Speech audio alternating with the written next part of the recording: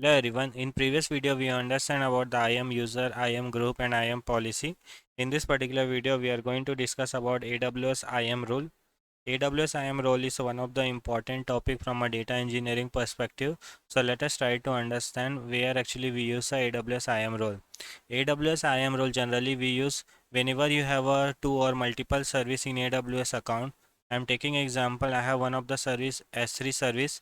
If S3 wants to communicate with the EC2 service, then we have to create one IAM role. Similarly, if multiple services, if they want to communicate with each other in AWS account, then we have to create one AWS IAM role, and then only they will be able to communicate with each other.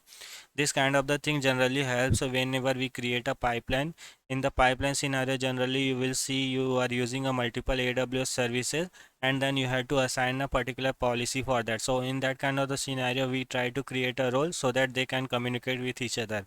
For taking example, data in a Amazon S3, suppose I have data available in Amazon S3. What actually I am doing, I am using a AWS glue activity to copy this data into the RDS instance. So I have one RDS DB. I want to copy a data from Amazon S3 to the RDS DB.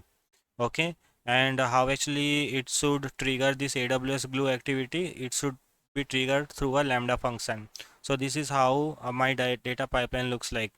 I want to transfer my data from Amazon S3 to the RDS DB through a AWS glue activity, and this AWS glue activity should be triggered via Lambda function. So in this case, if you will see, Amazon S3 has to communicate with the AWS glue, and AWS glue has to communicate with Lambda function, then only they will be able to communicate with each other, right? So in this kind of the scenario, generally we use a AWS IAM role.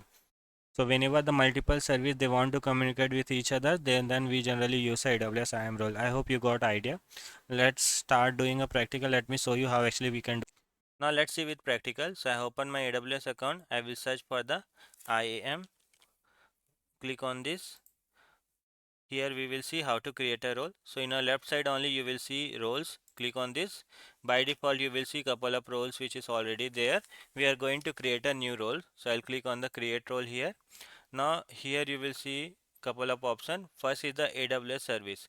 Now suppose your requirement is like you want to create one glue pipeline, one ETL pipeline, where you should read the data from S3 and you should write into the S3. In this case, your glue should have access to the S3, right?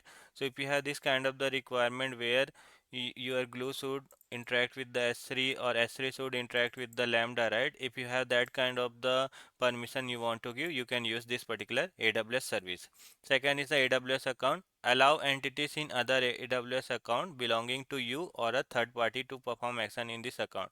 So if you have multiple AWS account and if you want to attach a permission temporary, so in that case you can use a AWS account. Similarly, we have a web entity and this all the option. We are going to use a AWS service. Click on this. Here you will see couple of the option. For that you can attach a policy, attach a permission. So suppose you can select the EC2 service and there you can attach a policy for other services. I'll take example of the glue. So here you will see one glue is there, right? Click on the glue. This is the use case. Allows glue to call AWS services on your behalf. Click on the next. Now this glue services, what is the permission I want to attach? I want this glue services to have a S3 full access, and also I want a lambda access also, lambda full access. So click on this, click on the next. What is the role name? I want to give the role name as a glue pipeline S3 Lambda. This is a new role I am going to create, and you can see this is the trust policy where we are allowing, and these are the service for the service which we are using for the glue, right? We are allowing the permission, and what is the permission? S3 full access and the Lambda full access. Click on the create role. So you can see we have created one role. If I go to the roles in the left side, view role, or if you'll go to the left side role, right? glue pipeline S3 Lambda we have created. Now whenever you will create a pipeline, glue pipeline, right? In future video we will see how to create a glue pipeline. There if you will directly use this glue pipeline, right? That glue pipeline will have access for the S3, that will have access for the Lambda, so that you will not get any kind of the error for the access denied, something like that.